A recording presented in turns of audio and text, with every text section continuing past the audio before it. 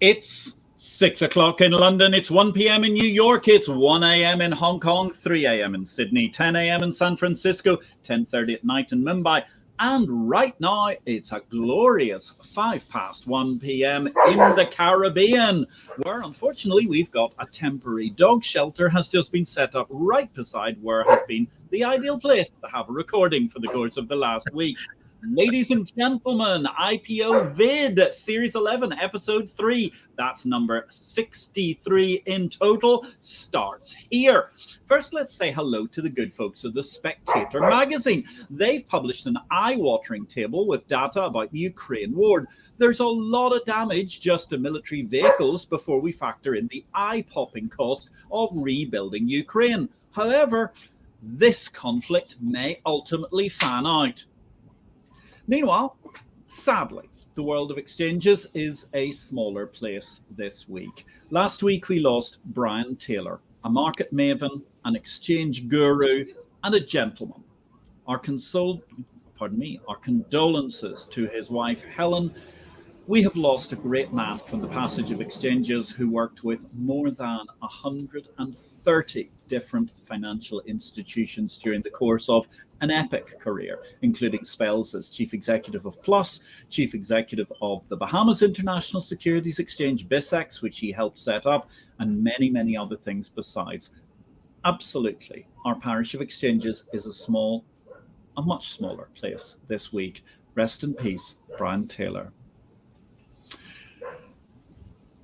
Moving on from that to slightly happier news, we have the reappearance of Lance Ugla. Delighted to see that Lance Ugla, well, I thought he might go on an entrepreneurial bent, having sold out of IHS Markit, but surprisingly, he's going green. Like so many other people, he's going to be CEO of Beyond Net Zero, which is a company funded by General Atlantic. Finally this week, ladies and gentlemen, all the very best to the LME at the time of upheaval. Good luck to Matt Chamberlain. He's stepping down this week, and all the very, very best to Adrian Farnham, who's going to be in as the new interim chief executive officer while the LME looks for Matt's replacement. All this and more, of course, has been covered in greater detail in Exchange Invest Daily, the unique newsletter of the Bourse Business. Send us an email or hit me up, Patrick L. Young, on social media via whatever means you're watching this live stream. Don't forget, too, to give us a little bit of love or even a certain remark about jealousy. Thank you very, very much, by the way, to Christopher Messina. I see you've already made an excellent intervention so far today while we were having a few problems with our live camera action here in the Caribbean. I don't believe you have to be stoned in order to be watching this particular segment, but there is, of course, a relationship as we're discussing the world of markets and exchanges from SMEs to Cannabis Power Player. Our guest today, as CEO of the Canadian Securities Exchange since July 2011, Richard Carleton has positioned the exchange to take a leading role in the provision of public capital to entrepreneurial companies. Since 2014, the CSE has set a number of records for new listings, capital raised by issuers, and trading turnover in the competitive Canadian marketplace. As an early advocate for the cannabis industry, CSE is the global exchange leader in the sector. And Financial Post magazine recognized Richard as one of Canada's 25 cannabis industry power players. Presumably that was more standing up rather than sitting down. We'll get to that in just a moment. Richard, it's a joy to see you. We're both somewhere in and around North America. You're a bit further north than I am. I'm going to use my masculine intuition to guess, but tell us, where in the world are you today? Yes, I'm coming to you this afternoon from high above the corners of Bay and King Street in downtown Toronto, roughly 720 feet above the teeming masses down below, and CSE World Headquarters here in Toronto. We also have an office in Vancouver and representation in Montreal and Calgary as well. And we also spend, of course, a good deal of time on airplanes reaching out to companies outside of Canada and have had some tremendous success in Australia, South Asia, Europe, Africa, and recently in particular in the Middle East. So give us a little bit of a background, actually, to the Canadian Securities Exchange. Tell us about its formation and how you got there. Well, it's a kind of a common story. We've seen a number of exchanges try to establish themselves in Canada, the United States, UK, and Australia to try to do a better job than I guess we'll politely refer to as the incumbent exchanges in each of these markets.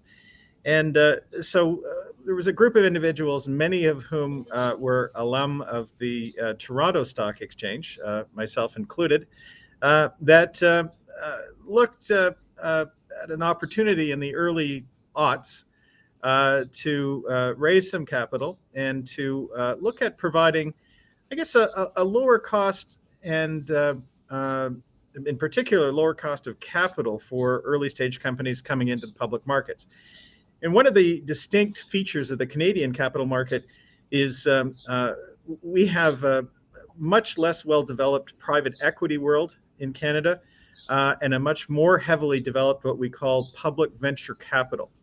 And so clearly we have the Venture Exchange, which has about 2,000 issuers or thereabouts, Toronto Stock Exchange, another 12 to 1,400 or thereabouts.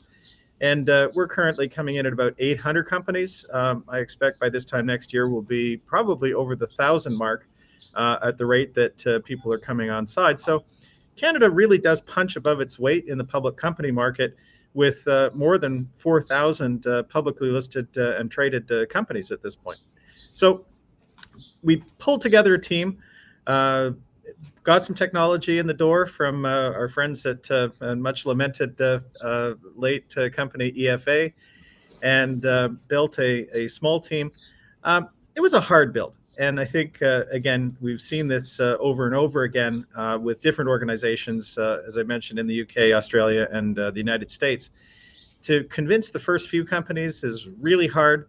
The next set of companies is still pretty hard. And it was really a good 10 years before we had the opportunity to begin to move towards cash flow positivity, to assure the marketplace that, in fact, we had sufficient resources to survive in the long term.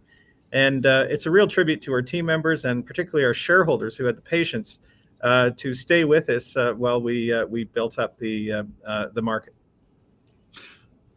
Very interesting. So just give us a quick rundown. I mean, who are actually the major backers of your exchanges? Because there are no other major exchanges who are backing it, right? Yeah, that's correct. It's a matter of public record. I mean, we're obviously still a private company, but our principal shareholder is Urbana Corporation. Tom Caldwell is the chairman. And Tom, of course, built a tremendous reputation over the last 25 years in the exchange space by being astute enough in many cases to purchase seats on the exchanges before they demutualized. And when they did demutualize, but were private companies with share capital, to acquire as much of the shareholding as the rules would allow him and his co-investors. And of course, they had a number of very, very successful trades, whether it was with the old Vancouver Stock Exchange here in Canada, the New York Stock Exchange, the Chicago Board of Trade, a number of properties around the world. They profited by the tremendous increase in valuations of the public exchanges.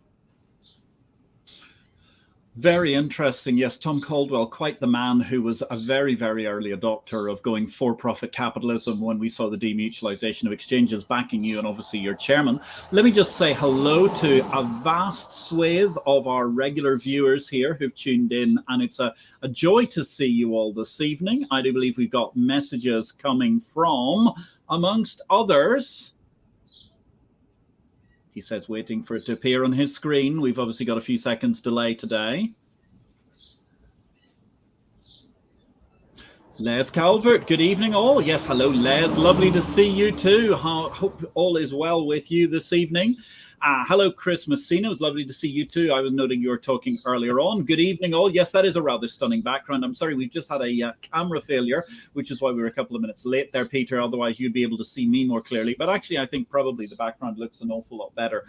Interestingly, I've also got a wild dog just over this shoulder, and I've got a donkey just out of picture to the right-hand side, which makes something that you don't see every day in Bay Street, for example, I would imagine.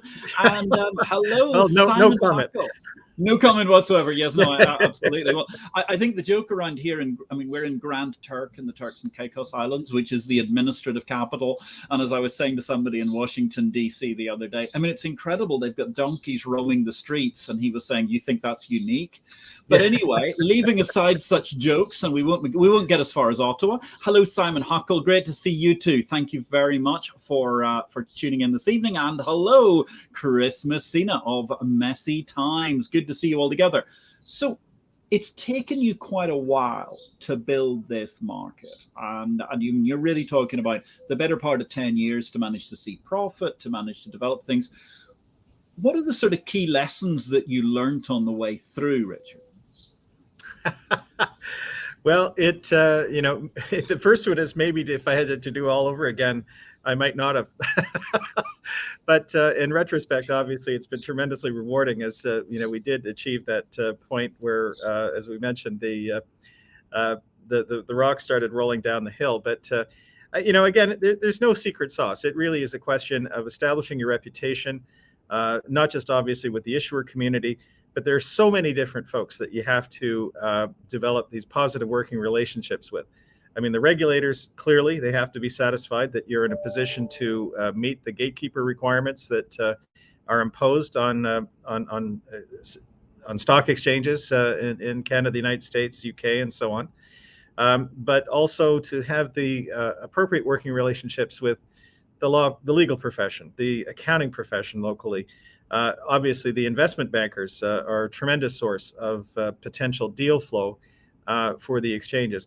And of course, last but not least, and incredibly important, is building that reputation with the investor population, which of course itself is diverse and in some cases very hard to get to. So again, whether it's the retail community, who is obviously a big part of public venture capital in Canada, but also the family offices, the investment funds that support investment in early stage companies. And of course, as they grow up, you need to ensure that institutional investors are in a position to, in fact, invest in companies that are listed on your exchange. So again, it's very, very much patient, wearing out a lot of shoe leather, talking to a lot of people, and establishing that positive reputation in the marketplace, which, as I mentioned, it took a long time. But once we got over the hump, it's been obviously tremendously rewarding for me and the team here at the CSE. To have 800 listed companies, that's something that a vast number of national stock exchanges can't even claim throughout the world. And you're one of umpteen exchanges in Canada. We actually had your old friend and ours, Josh Schmidt, on just a few months ago talking about his exchange, Neo, in the Canadian marketplace as well. We're talking here from essentially the heart of the Canadian Financial Centre in Toronto. We're speaking with Richard Carleton of CSE. If you've got a question, ping us a question, make a comment, send us some love, ladies and gentlemen. We'd love to hear from you if you've got anything you'd like to add. So, Richard, tell us a little bit about your personal interaction with the exchange, because you've obviously been CEO for quite a while now. Yeah, I actually started with the exchange effectively as kind of chief operating officer, I guess. I came in to actually oversee the implementation of trading system and related technology from NASDAQ. And that was our attempt to also provide alternative trading platform for securities that trade on the TSX and the Venture Exchange. And we were looking to take advantage of the so-called high frequency trading or short-term liquidity providers, whatever you want to call it, who are beginning to be very active in Canada after successfully disrupting the equity market structure in the United States. So we had something of a technology deficit in Canada at the time. The belief was that by offering a high performance, low latency trading system, that we'd be in a position to support those sorts of activities. We had a certain amount of success with that, but I think by the time everybody did catch up before very long in terms of the technology deficits, whether the incumbent or we obviously, as you pointed out, had competitors come up from the United States, others that were funded locally. So we very quickly went to, I think, something like 13 different trading platforms for Canadian equities at that point. There are, I would say, there's nobody in Canada that would suggest that that is not enough. In fact, quite the opposite. They'd say that's too many. So they were, as I say, the marketplace was very crowded, and I think it's fair to say that the profits quickly got competed out of that particular undertaking. But all along, of course, our focus was on building that the listings business. It's sticky. It has return sustaining revenues, and gives rise to many long-term business relationships with the issuer community. And as I say, from an analyst perspective, you really do want to look at the strength of the exchange's listing franchise when evaluating the relative merits of the different businesses that you're looking at. Yes, I mean, it's fascinating the way that your franchise has developed. So just to give everybody a flavor, I mean, at the moment, you are concentrated fully on equity, or you also do debt issues? We do some debt. Publicly listed debt is not a terribly popular financing vehicle in Canada, unlike, for instance, in Latin America, where a significant percentage of the listed issues are, in fact, debt instruments.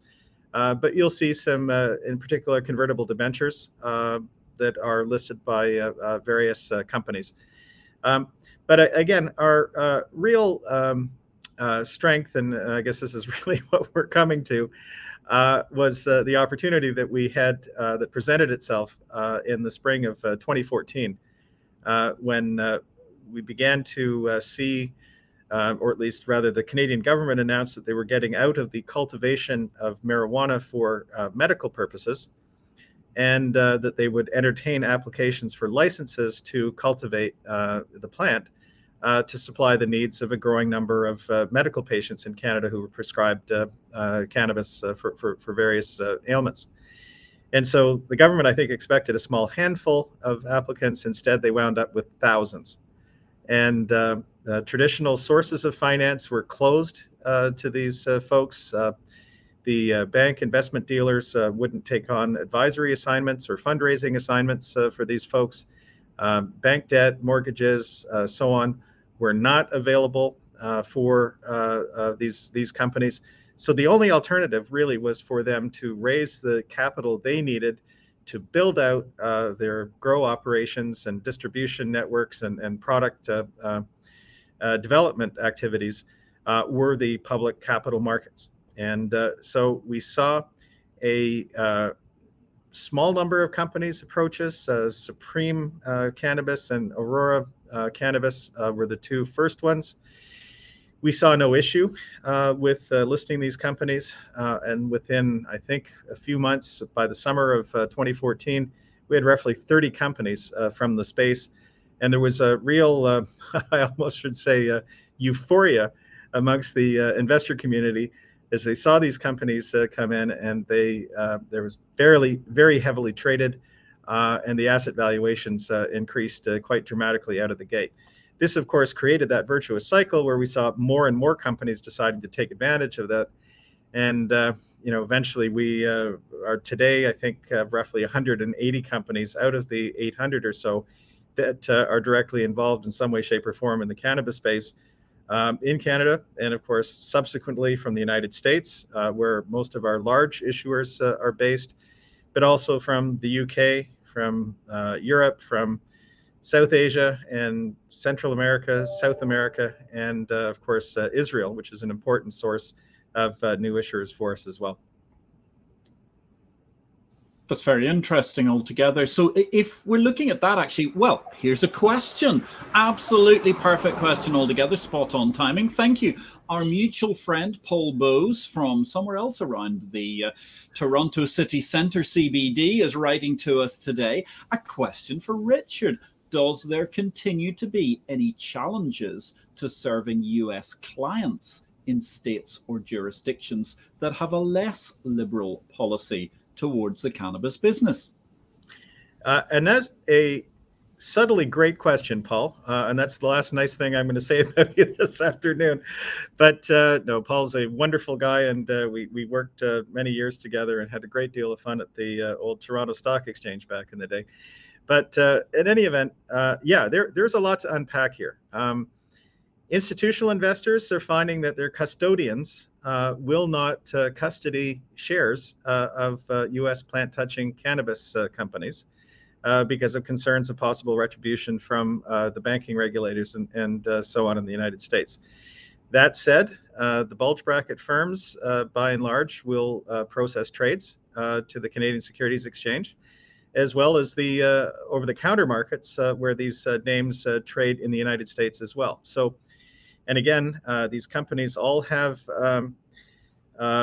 their securities are registered for continuous net settlement with DTCC. So they are fully fungible between the Canadian clearinghouse and the US clearinghouse. So there is, in fact, very little friction when it comes to settling the trades afterwards. But one of the other challenges is that the zero commission brokers that cater to the retail crowd in the United States, and as example, Robinhood, Webull, and eToro, for example, they looked at the sector about 4 or 5 years ago, decided that it was too volatile, too fraught with potential regulatory issues, and have not to date allowed their clients to trade those names over the counter in the US. So that's a considerable source of frustration to the issuers, because they get a lot of phone calls from Robinhood clients wanting to trade the stock, and they're frustrated when they can't. There's some other subtle things, Patrick and Paul, that we're working on, to some bumps in the road that we're looking to clear. So, for example, probably 5 or 6 of the companies that are listed on the CSE are big enough to be in the U.S. small cap indices, which are maintained by MSCI and, of course, one close to Paul's heart, FTSE. And yet, of course, the providers don't have rules for what are potentially quite large U.S. companies, which aren't listed in the U.S. So we're working with those providers, and we hope to provide an avenue for our issuers to gain membership in those indices. I believe our largest Israeli company, Cannabis, is also big enough for the Israeli sub-indices as well. So it's not just a U.S. story. And it's 40 to 50 billion in market cap that is represented by these issuers. So it's starting to build up into something that's quite material, that folks who either benchmark themselves or who, in fact, try to replicate the returns from those benchmarks are going to have to take a hard look at investing in the securities of these issuers in order to avoid tracking error against those benchmarks. So yeah, there are still a lot of things that we're continuing to work on, but a lot of goodwill and support from the issuers, and certainly from some of our partners in the index world as well. We see good things ahead for everybody here. Certainly, it's got to have been rather challenging, to put it mildly, trying to work with the rather schizophrenic approach to legislation of the folks to the south of your borders in Canada over the course of the last 10 years when it comes to cannabis. Well, in Canada, we have a lot of tolerance and understanding for differences at the federal and the provincial level. And what we're seeing in the United States, of course, is obviously a strong dichotomy between the approach at the federal level as opposed to the individual states level. So, and again, the companies that are succeeding have learned how to operate within the restrictive boundaries that they are. So it's not the end of the world for them if it's status quo, certainly for the remainder of Mr. Biden's term, because it's abundantly clear that he's not prepared to spend any political capital in order to try and get some form of liberalization at the federal level through both houses of Congress. So yeah, I mean, I think again, we're likely looking like we're going to have to continue to deal with the present system for the foreseeable future. Canada presents different challenges for the companies operating here.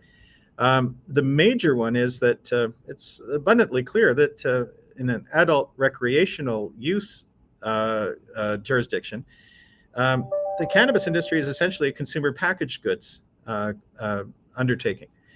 And it's really difficult when you can't actually engage in sales activities or marketing.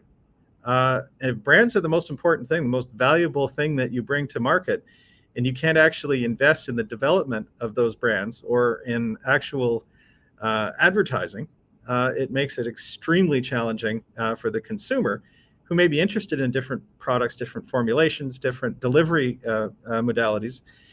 And again, the industry is extremely frustrated because it's a very hard build for them to develop consumer loyalty and to begin to invest in products which have higher margins. So, which brings us elegantly to actually a comment that we've got a question here that's just come in from Peter Secon. Thank you very much, Paul Bowes, for your question. What additional work, regulatory requirements go to strengthen investor confidence in emerging cannabis companies? Well, we did a lot of work early on with the regulators on the specific areas of concern on the company's disclosure when they list, and then elements for continuous disclosure or on their annual financial information forms. So, and we very quickly came to an agreement as to the very specific areas of risk that we wanted the companies to address. So that's part of it. The other part of it is, and I think this is unique in the industry now, or at least in the public markets now, the shareholder profile for, say, Curaleaf, for Cresco, or Trulieve, which are the biggest cannabis issuers listed on the CSE, based in the United States, and again, multiple billions in market capitalization. But it's 95 to 96% held by retail. And without the, I guess, the stabling influence, if you wanted to call that, of the long-term investor, the indexers, the various other folks that would hold a much higher percentage of the shares of a comparable consumer packaged goods company like a Coke or a Pepsi or a beer company or what have you, it does mean that the volatility profile, it tends to be much higher for these companies than I think their appropriate peers. So, and that in and of itself, I think, creates investor confidence issues, because it's one thing when the stock is going up by 10% a week or 15% a week or whatever. It's something, again, when the stocks, in fact, are in a downdraft, which they generally speaking have been for the last little while. Again, people do get discouraged with the valuation profile for these companies is just not going to change, and it's just not going to be properly recognized. That's quite fascinating altogether. So does the cannabis sector have a very specific, for want of a better term, vibe in the way that it actually performs investment-wise? Absolutely. There's very little correlation with the broader market. So from that perspective, investors may want to take a look at, whether it's a hedge or what, I'm not sure. I haven't specifically done the variance covariance matrices to see what the right offset is. But COVID, by and large, was very good from a business perspective for these companies. Whether it was the COVID relief payments or the fact that people were staying at home, it was certainly a situation where consumption of legal cannabis grew quite substantially in Canada and the United States. And yet, as I say, we haven't seen a recognition of that in the asset valuations for these companies yet, which is, again, a challenge for the management teams and somewhat unfortunate. So changing gears slightly, we've got a great deal of questions coming in. Thank you. Keep them coming, ladies and gentlemen. It's fascinating. Here we have Tomasz Kovacic, who's the Chief Executive Officer of Securities Grid. And I do believe that he's in Slovenia, in Ljubljana today. Hi, Patrick and Richard. What's the long-term strategy behind the DLT blockchain settlement system you announced? And congratulations on that, by the way. Well, thank you. I think there's really a couple of things here. The first one is uh, with the initiative, what we're looking to do is to stimulate the listing of instruments which aren't currently, I guess, economically feasible with the existing trading, clearing and settlement, and in particular, entitlements management technologies that we use or lack thereof. And so the idea here is that by providing a clearing and settlement and entitlements management system for digital securities, whatever you want to call them, tokenized securities, um, not only do we want to see these companies list instruments that take advantage of the inherent benefits of the blockchain and of smart contracts and all of that, but will also, as I say, stimulate the creation of what are likely to be income producing securities.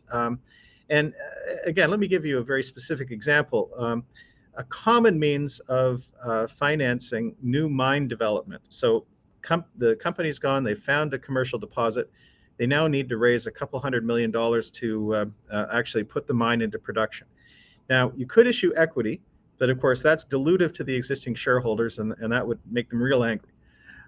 So instead, what they tend to do is some kind of royalty stream with a small handful of financial institutions and mining companies globally that provide this kind of finance. But it's a very small cartel that provides this kind of finance. And so we think that if these issuers, these companies, are able to, in fact, offer these securities to the public, so high quality securities that are guaranteed against physical asset in the ground, which generates a monthly income stream, we think that that would be a very popular investment for retail folks.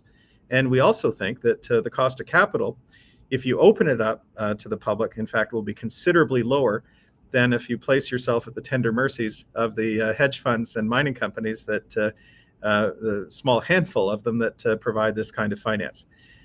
So that's just an example of what we plan to do. So we're at a stage now where over the course of the summer, we're going to open up to third-party testing.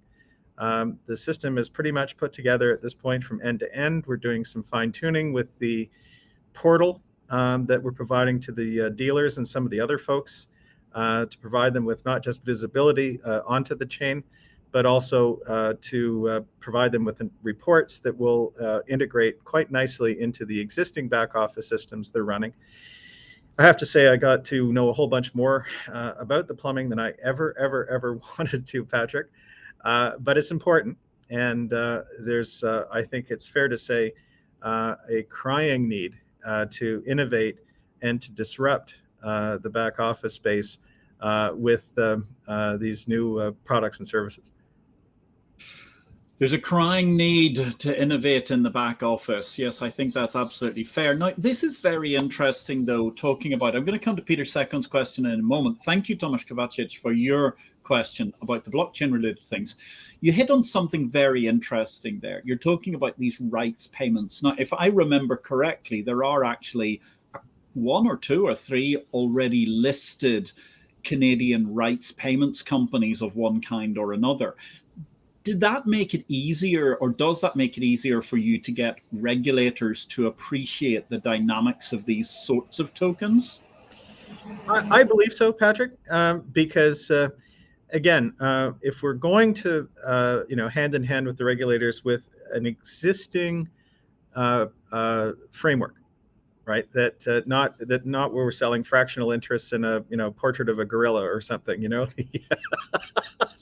There's nothing better than a badly pixelated gorilla picture to really excite the average. I'm not really sure what it says about human evolution that so many males under the age of 35 suddenly think it's so exciting. Now, somebody 5 years from now, when we're the global home for gorilla and fractional NFT trading, somebody's going to play that to me and try to embarrass us. But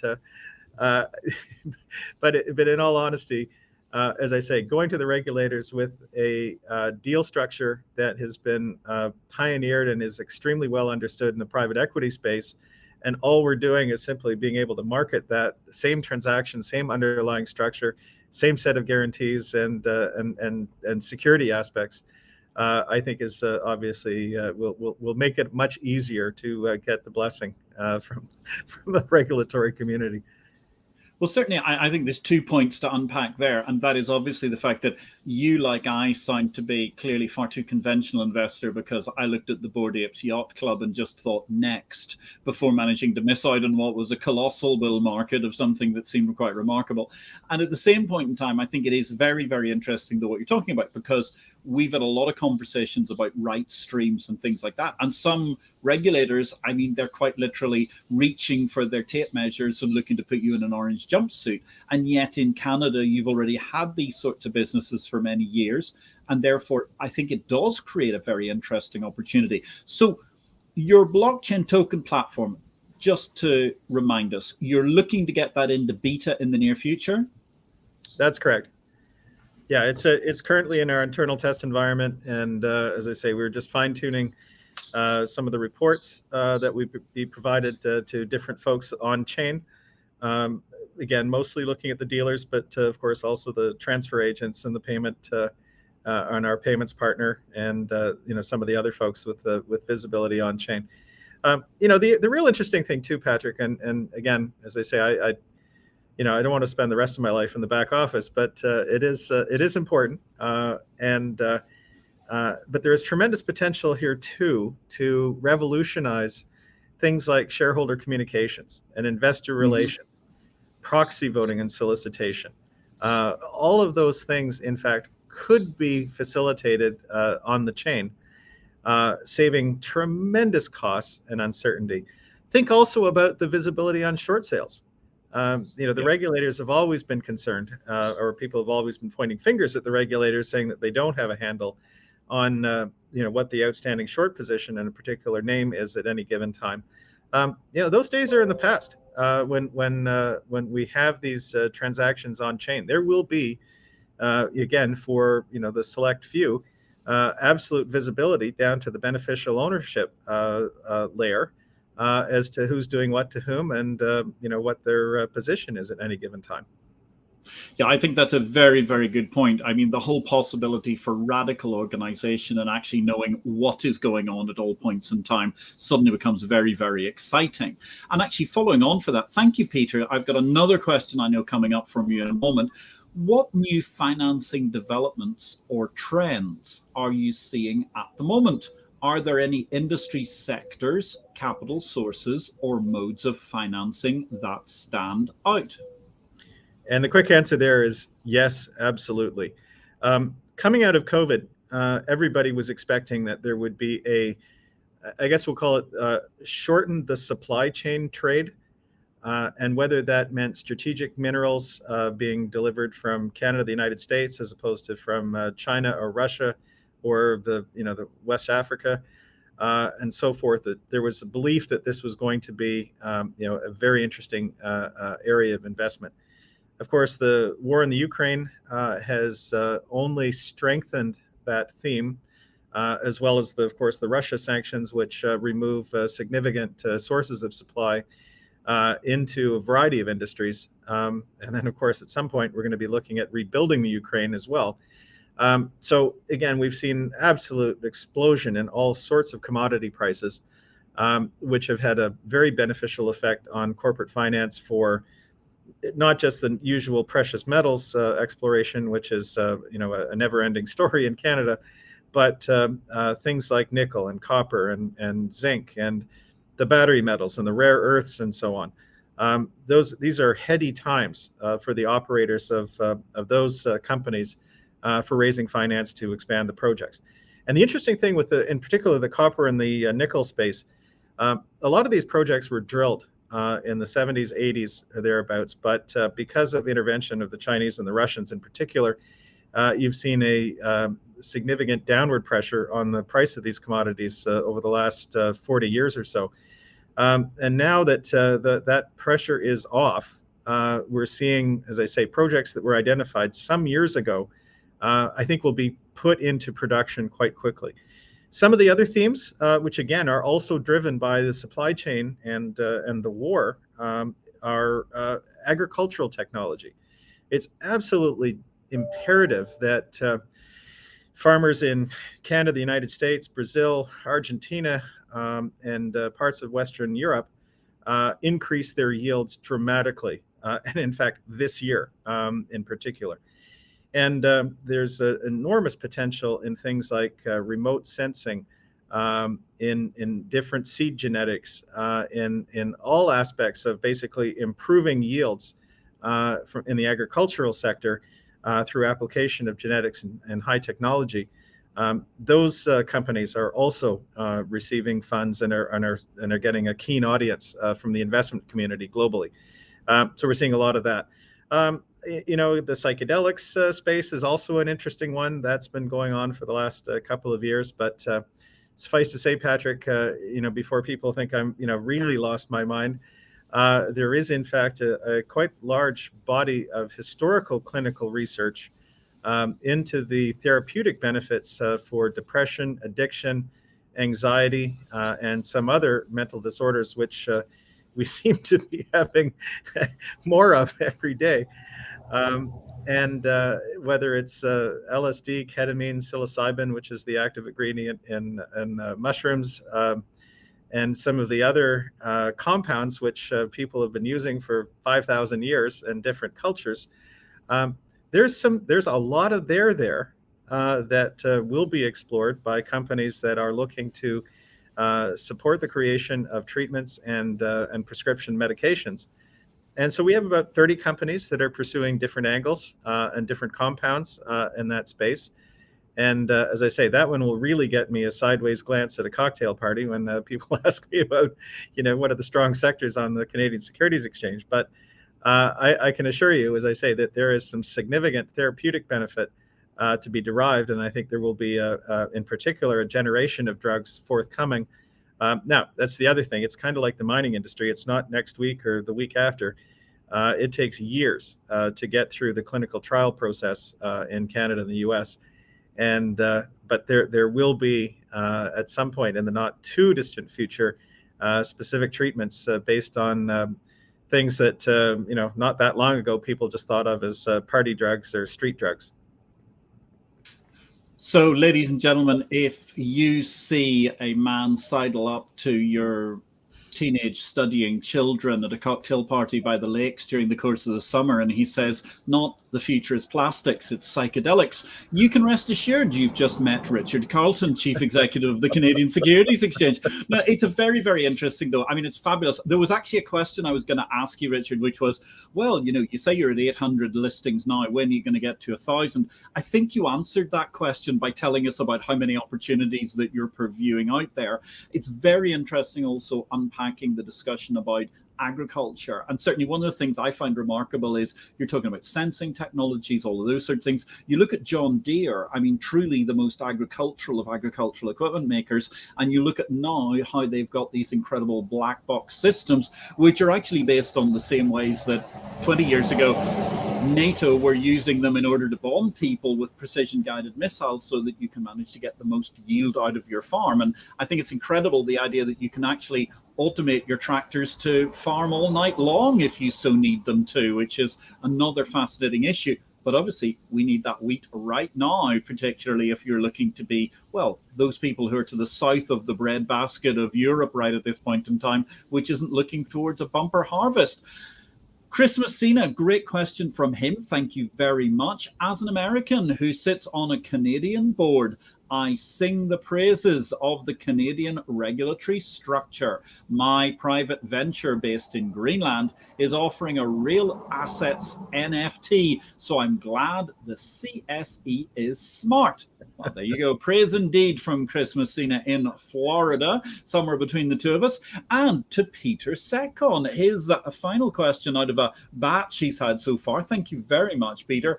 The Canadian Securities Exchange had its best year ever in 2021. What does 2022 look like, and how do you make the business grow even further, Richard? Well, I guess there are a couple of things, and we've really been talking about this, for most of the last hour, Patrick, and that is, again, building that reputation with the influencers and in particular with the investors as being a place that is friendly to the issuer community, is easy to work with, problem solving, and so on and so forth.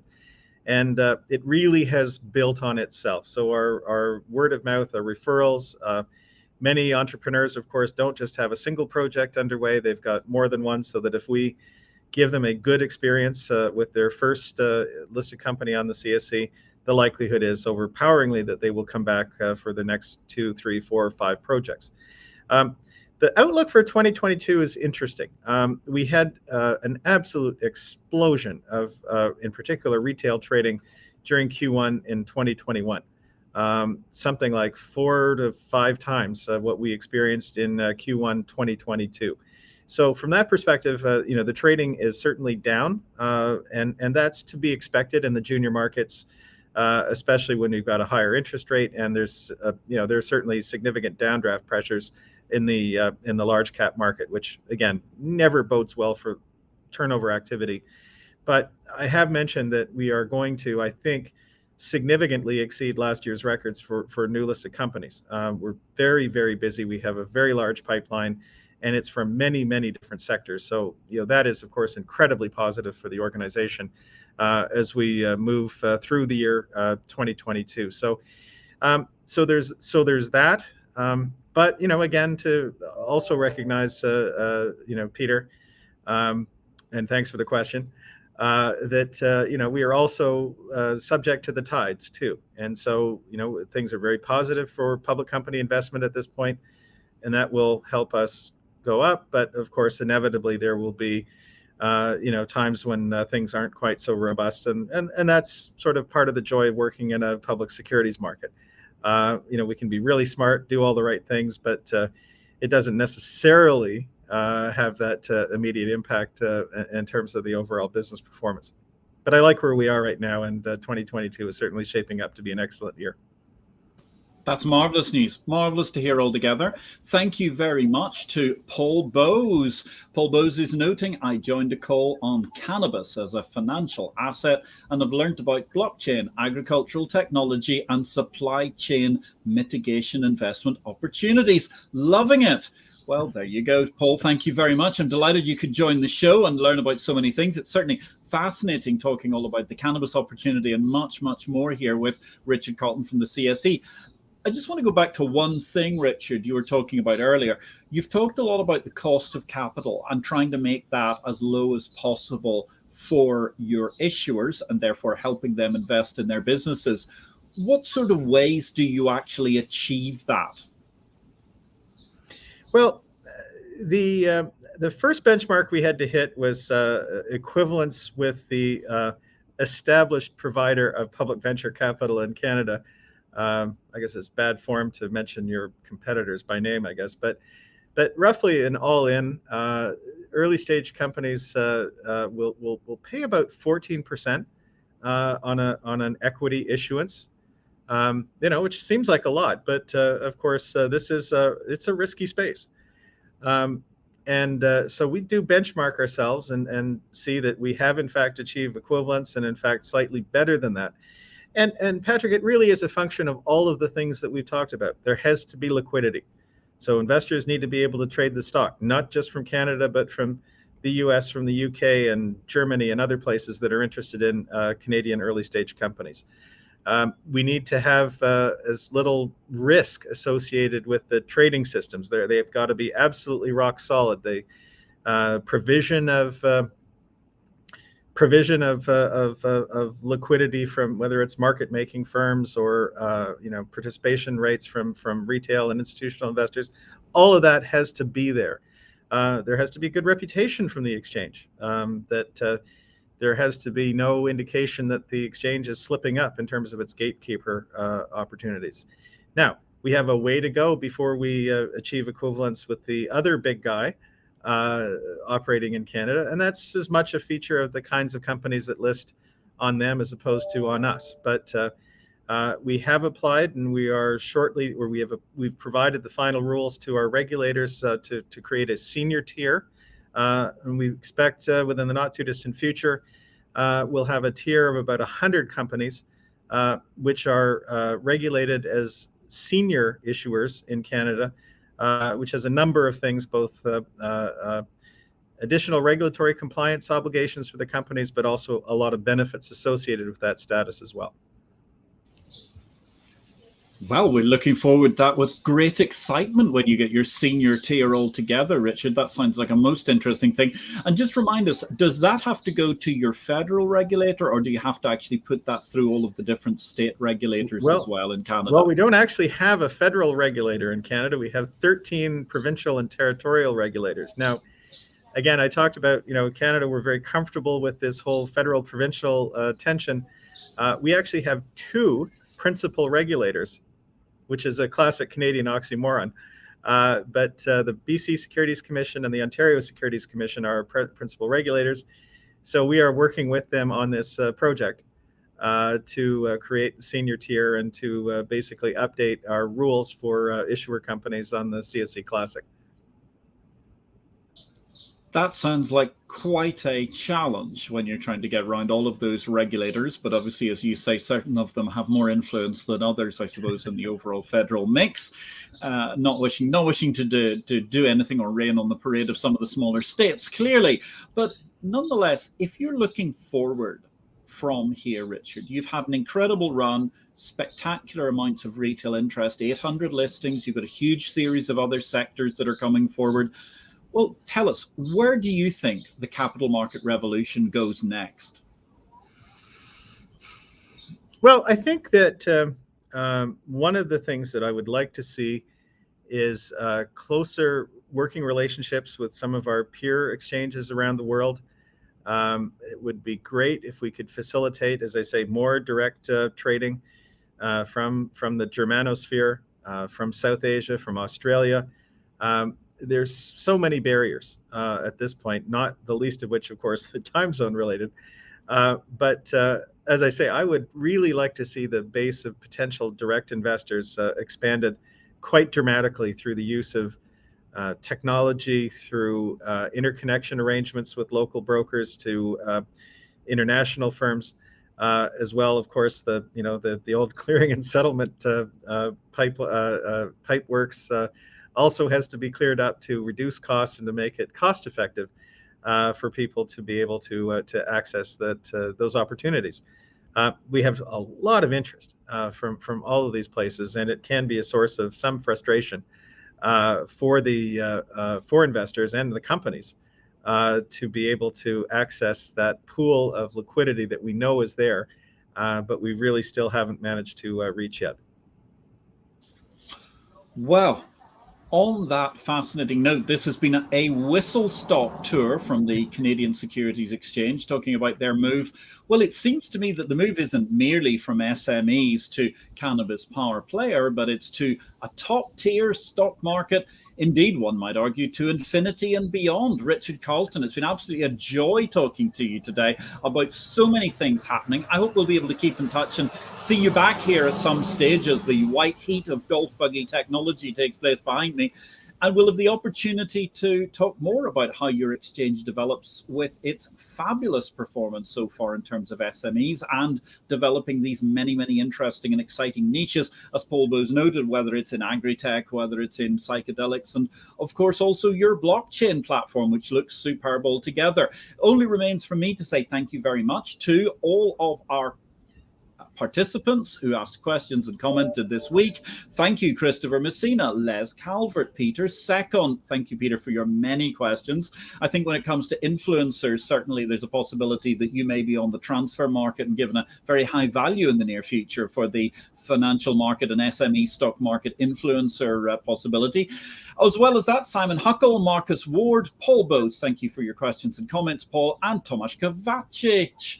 Next week, we're going to have Tom McMahon. He's going to be talking about energizing new markets, and that's going to be coming actually in 2 weeks' time, because next week, in sympathy with Pan-European Day of Indolence on May the 1st, we've actually got a week off, ladies and gentlemen, for once, and we're going to try and enjoy the Caribbean sunshine for at least a day or two. My name is Patrick L. Young. I look forward to you joining us again in this fascinating cornucopia of discussions. Thank you very much once again, Richard Carleton. I wish you all, ladies and gentlemen, a great week in blockchain, life, and markets.